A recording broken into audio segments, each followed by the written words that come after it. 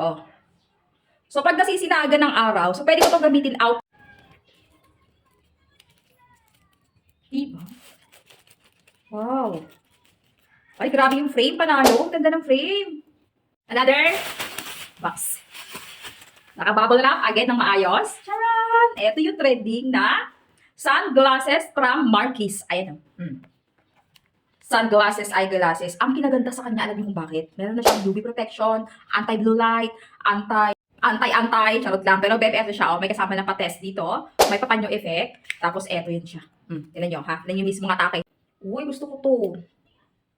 Oh, ang ganda ng frame niya. In fairness, ha?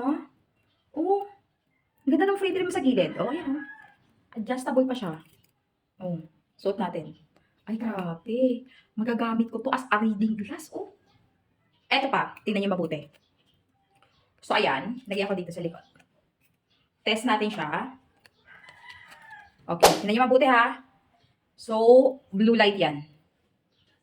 Outdoor, pwede mo ito gamitin. Indoor. Magbabasa ka, magla-laptop ka, mag-gadget ka, gamitin mo siya. O, yan, oh. Oh. Oh. Oh. Diba? Oh. Kitang-kita. Sa kabila naman. Kita mo yan? Oh. Grabe, no? Oh. Pwedeng outdoor, pwedeng indoor. Magbabasa, magla-laptop, mag-gadget, gamitin nyo. Lalabas ng bahay, ayan, oh. May anti-blue light na rin talaga siya. Tapos, ayan, oh. Infrared pa. Okay na.